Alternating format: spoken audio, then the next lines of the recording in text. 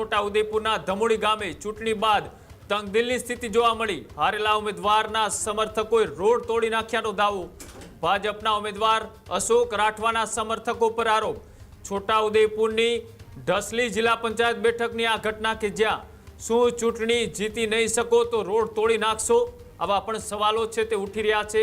શું ચૂંટણી નહીં જીતો તો દાદાગીરી પર ઉતરી આવશો? આ જે ઘટના એ પૂરા ગુજરાતના અનેક વિસ્તારમાંથી સામે આવી છે કે ક્યાંક એ ચૂંટણી હાર્યા બાદ એ દૂધ મંડળીઓમાં દૂધ નહીં લેવાની ના પાડી દીધી, ક્યાંક ચૂંટણી હાર્યા તો રોડ રસ્તાઓ તોડી નાખ્યા, ક્યાંક ચૂંટણી હાર્યા તો સ્ટ્રીટ લાઇટો તોડી નાખી।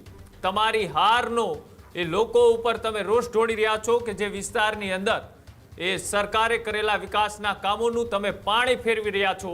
એ આદિવાસી વિસ્તારમાં કે જ્યાં આઝાદીના આટલો વર્ષો પછી પણ માંડ રોડ રસ્તા અને સ્ટ્રીટ લાઇટો પહોંચાડવાનો પ્રયત્ન કરવામાં આવ્યો હતો, ત્યાં તમે તમારી દાદાગીરી બતાવી છે।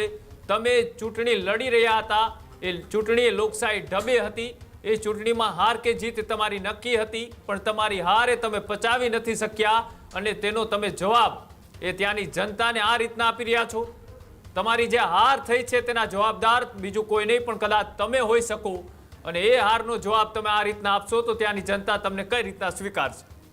જે રીતનું તમે આ કૃત્ય કર્યું છે, આ કૃત્યનો જવાબ આવનારા દિવસોમાં તમને જનતા ચોક્કસ આપશે। પણ જે રીતના આ દ્રશ્યો સામે આવ્યા છે, આ દ્રશ્યો બાદ પ્રતિક્રિયાઓ પણ સામે આવી, શું કહ્યું આવો તે પણ જોઈએ। ધમોડી ગામે આજે મુલાકાત લેતા મને ગ્રામજનોએ જણાવ્યું કે અમને ગામના ભાજપના કાર્યકરો અને ભાજપના નેતાઓ દ્વારા અમને ખૂબ ધમકીઓ મળી છે, કેમ કે એ લોકો એવું કહેવા માંગે છે કે અમને વોટ નથી આપ્યા।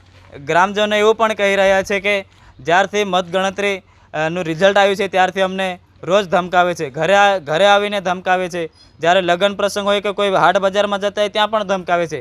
તો મારે એમ કહેવું છે કે જે આપણે આજે લોકશાહીમાં જીવીએ છીએ, 1947માં આપણો દેશ આઝાદ થયો હતો, ત્યારના આપણે લોકશાહીમાં જીવીએ છીએ, પરંતુ જો આમને આ જ રીતે કરવું હોય તો ચૂંટણી બંધ કરી દો અને લોકોને જે ફળિયાને જોડતો જે રસ્તો છે એ રસ્તો આજે એને તોડી દેવામાં આવ્યો, એનો ખાડો કરી દેવામાં આવ્યો, જેથી કરીને એમને અવરજવર આજે અટકી ગઈ છે। અને આજે એમને હું કહેવા માગું છું કે રોડ જે છે એ પોતાના કોઈના બાપની જાગીર નથી।